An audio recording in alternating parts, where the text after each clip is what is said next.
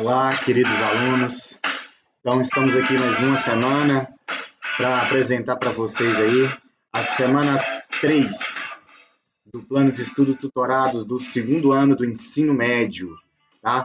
A gente vai para a aula de Química hoje, para essa semana 3, falando sobre termoquímica. Então, olha só, no assunto da aula de hoje, a gente vai abranger a variação da entalpia e entalpia padrão de formação. O que quer dizer isso? Na termoquímica, a gente estuda os processos físicos e as reações que envolvem a troca de calor, como a gente já viu nos TETs anteriores, nas semanas anteriores.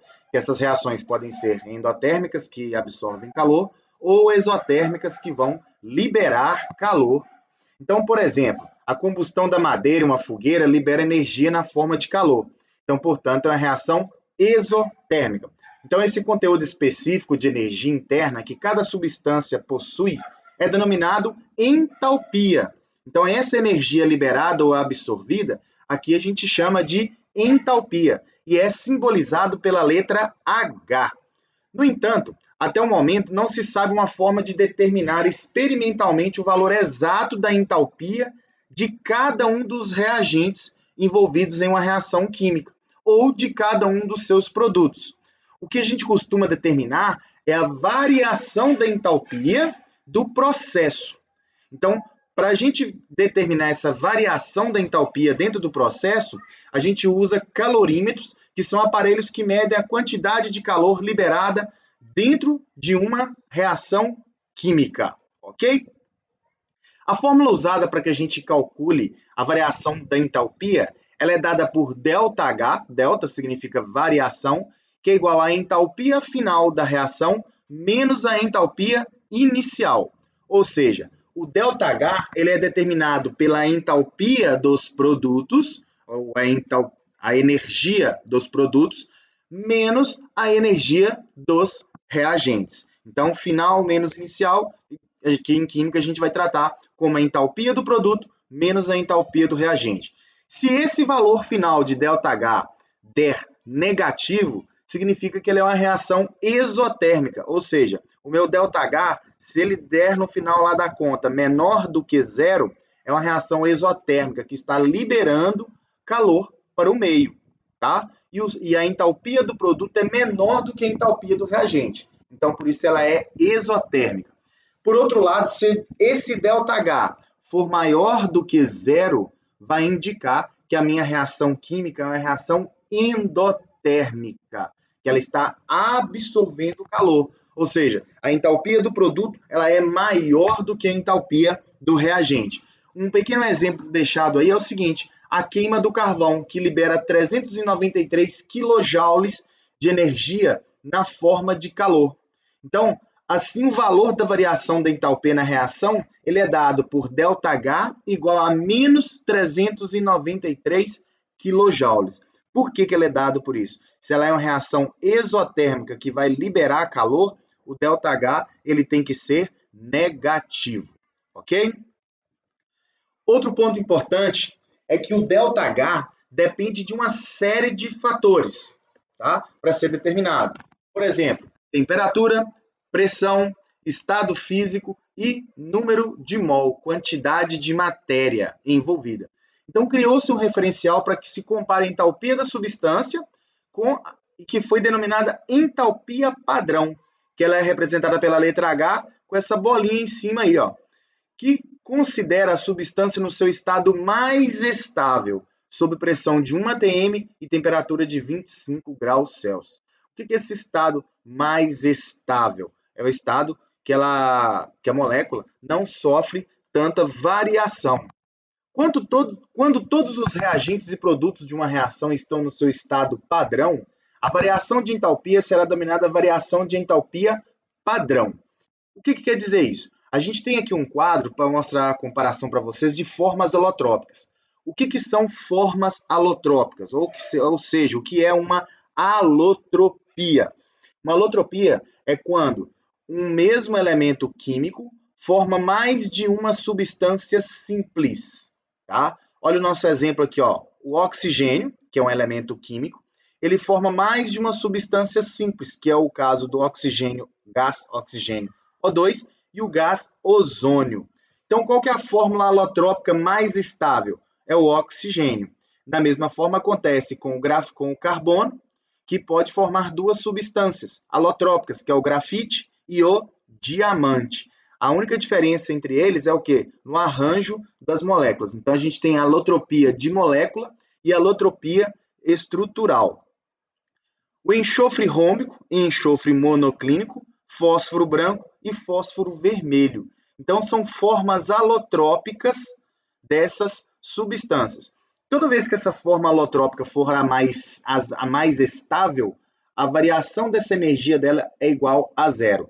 Não somente a forma alotrópica, mas também toda e qualquer substância simples vai ter essa variação aqui, essa entalpia igual a zero. Elementos químicos na sua forma mais estável, que tem entalpia igual a zero. Exemplos de elementos sólidos: ferro, prata, chumbo, cálcio e iodo. Elementos líquidos: bromo, mercúrio. E elementos gasosos: gás cloro, gás hidrogênio, gás nitrogênio, gás oxigênio. Então, são exemplos aqui de elementos químicos na sua forma mais estável. Ok? Então, o que seria, na realidade, essa entalpia de formação? Corresponde à energia envolvida na formação de 1 mol de substância a partir de substâncias simples, no seu estado alotrópico mais comum. Então, isso é a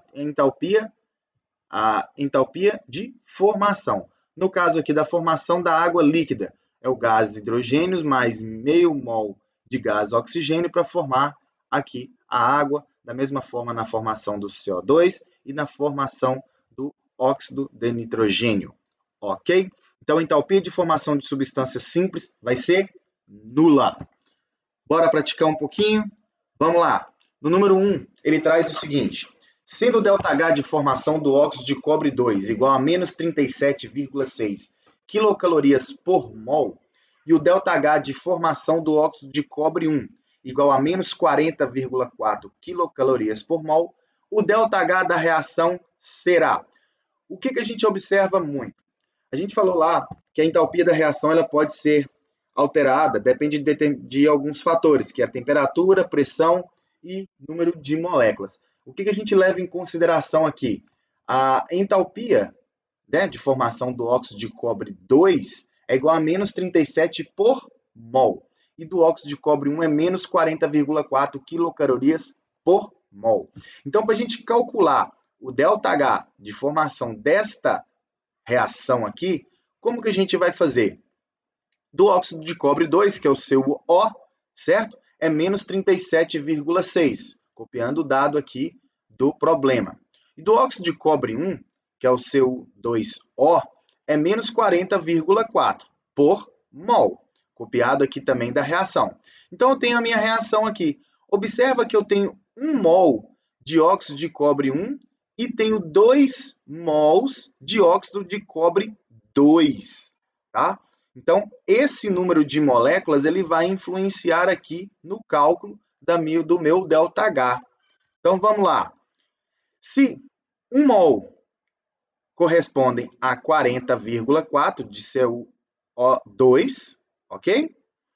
Então, está aqui no meu reagente o valor de 1 mol dele, que é 40,4, mais 0, que é o valor da entalpia do oxigênio. Por que é 0? Porque ela corresponde a uma substância simples. Então, a entalpia de formação deles é 0. Já lá no meu produto, a entalpia do óxido de cobre 2 equivale a 37,6 por mol.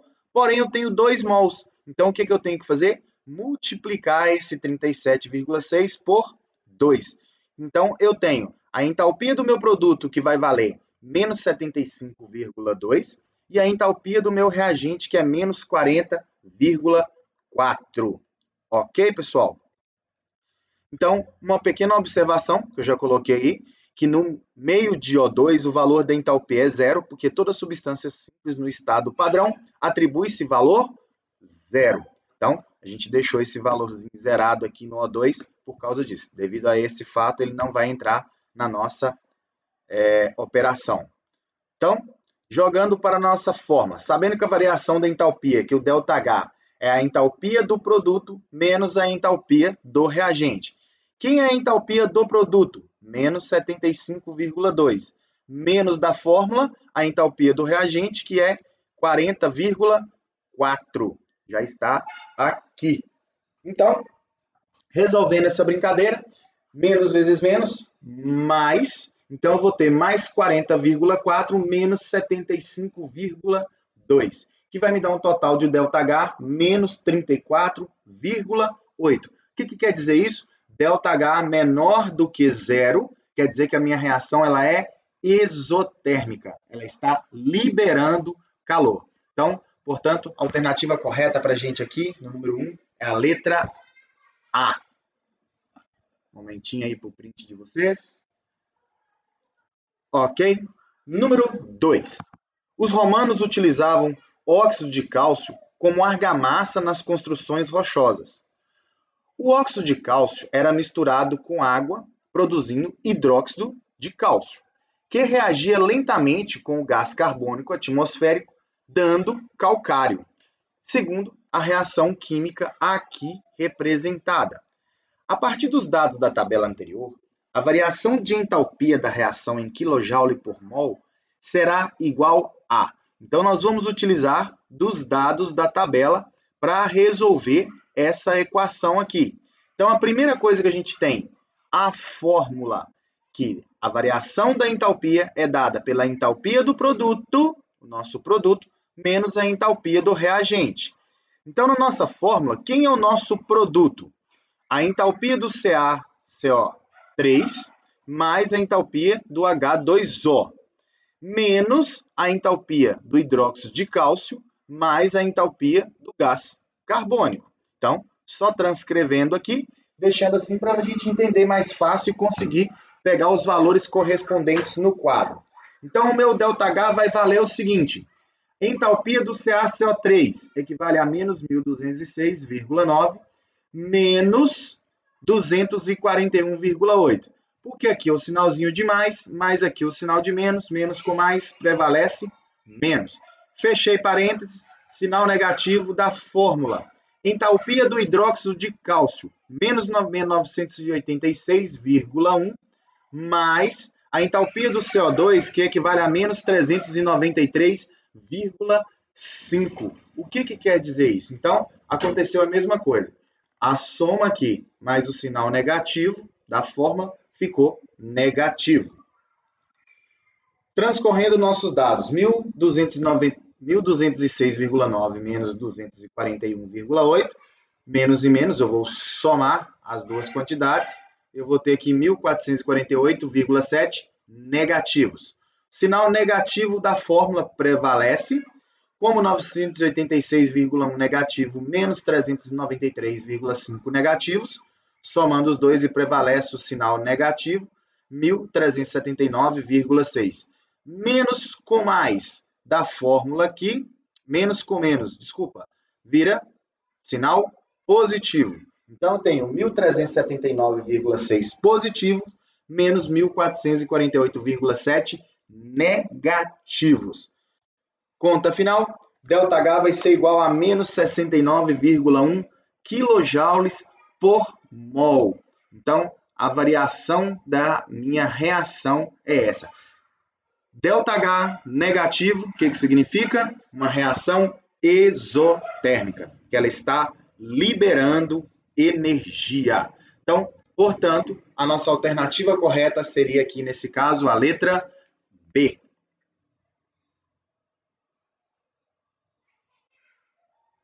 Número 3. Considerando os dados da tabela abaixo, há 25 graus Celsius e 1 atm. Então, tem a substância amônia, gás, que é menos 46 kJ por mol. O cloreto de hidrogênio, que é o menos 92 kJ por mol. E o cloreto de amônio, que é menos 314 kJ por mol. Na letra A, pediu o seguinte: calcule a variação da entalpia em kJ por mol quando a base reage com o ácido para formar o correspondente sal. Então, na letra A, o que eu vou ter que fazer? Primeira coisa, formular essa reação química, tá? Como que eu vou formular essa reação química? Entre uma base e um ácido. Quem é nossa base e nosso ácido? A nossa base aqui é a amônia, gás. O nosso ácido é o cloreto de hidrogênio. Então, tem um ácido reagindo com uma base, formando o quê? O nosso sal, que é o cloreto de amônio. Então, dada a nossa reação química já equacionada aqui e devidamente balanceada, a gente não precisa de mais ajustes, que ela já está devidamente balanceada, nós vamos fazer o seguinte: o ΔH é determinado pela entalpia final menos a entalpia inicial, que é o ΔH da reação é entalpia final. Entalpia final é a entalpia do produto, que é o NH4Cl, que é o cloreto de amônio, menos 314. Menos da fórmula, coloquei um parênteses aqui, porque eu tenho duas substâncias nos reagentes, que é o gás amônia, menos 46, mais o cloreto de hidrogênio, o ácido clorídrico, né? Menos 92. Então, é esse somado com esse, porém, o sinal da entalpia de formação deles é negativa, prevalece o sinal negativo. Então, 314 menos 46 vai dar o sinal de mais, 46 menos 92, eu tenho um total de menos 176 kJ por mol. Então, está aqui a resolução da nossa letra A. ΔH negativo. Mais uma observação que vai nos ajudar a responder a letra B. Essa reação de salificação é exotérmica ou endotérmica? Lógico, gente, ela vai ser o quê? Exotérmica. Por quê? Porque o nosso ΔH deu menor do que zero. O ΔH da reação é negativo. Ela ocorre com liberação de energia.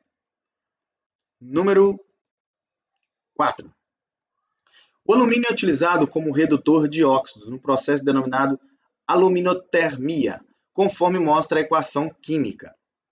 Então, a gente tem aqui o ΔH de formação do alumínio e do manganês são iguais a zero, pois são duas substâncias simples. Ele já nos dá a reação e já nos dá um aviso aqui, ó, que a entalpia de formação do alumínio aqui no começo da minha reação e do manganês aqui já são igual ao quê? Igual a zero. Então, o que acontece? Pedindo para observar a tabela, nós precisamos da entalpia de formação de quem? Do L2O3, do óxido de alumínio, e do Mn3O4, que é o óxido de manganês. O que acontece? Segundo a equação acima, para a obtenção do manganês sólido, a variação de entalpia na temperatura de 298 K em quilojoules é D. Primeira coisa, nossa formulazinha. O ΔH é calculado pela entalpia do produto menos a entalpia do reagente. Quem é o meu produto? Quem é o meu reagente? Esse aqui é o meu produto, este aqui é o meu reagente. Então, nós vamos ter lá, olha só, como o meu produto tem quantidade de mols igual a 4, eu vou multiplicar o valor do meu produto por 4. Menos da fórmula, como o meu reagente tem 3 mols envolvidos na reação, eu vou multiplicar o valor dele por 3 também. Então, anotado quem é o meu produto, quem é o meu reagente, as quantidades estequiométricas já estão aqui multiplicadas pelo valor das quantidades de matéria, pela quantidade de mols. Eu vou somente substituir a fórmula pelos meus valores do quadro aqui, ó. Então, o ΔH vai ser igual a 4 vezes do L2O3 menos 1.667,8 menos 3 que multiplica ao valor do Mn3O4, que é 1.385,3.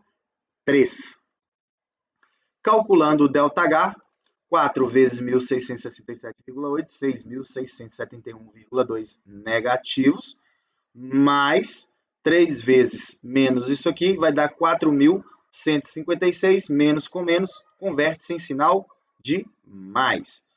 Conta final, eu tenho 6.671,2 negativos somados com 4.156 quilojoules positivos. Então, o meu ΔH vai ser igual a menos 2.515,1 quilojoules na minha reação. Também característica de uma reação exotérmica, porque o ΔH é menor do que zero. Então, portanto, a alternativa correta, a nossa letra C. Número 5. Do conjunto de substâncias abaixo, quais devem ter entalpia padrão de formação igual a zero? Isso a gente viu lá no começo e tem visto ao todo o tempo. Toda substância simples na sua forma alotrópica mais estável vai ter entalpia padrão de formação igual a zero. Então, água líquida é uma substância simples? Não. Então, letra A está descartada.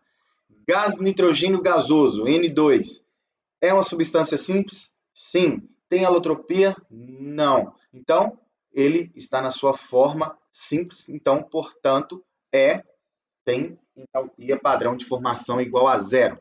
Oxigênio gasoso, O2, substância simples, está na sua forma alotrópica mais estável? Sim. Então, também é considerado de entalpia padrão de formação igual a zero. Grafita ou grafite, carbono na sua forma alotrópica, mas está na sua forma alotrópica mais estável? Lá no começo eu coloquei um quadro falando sobre o grafite diamante. Sim, o grafite é a forma alotrópica mais estável. E diamante, não, porque é uma forma alotrópica do carbono grafite. Então, só para relembrar que essas são as substâncias que a 1 atm de pressão e a 25 graus Celsius se encontram-se na sua forma alotrópica mais estável. Então, vou ter que marcar aí para a gente a letra B, C e D. Ok, pessoal? Então, essa foi a nossa aula de hoje sobre química. Continuem firmes, estudando e perseverantes nos estudos de vocês. E até o próximo conteúdo, até a próxima semana, que a gente tem continuação de termoquímica.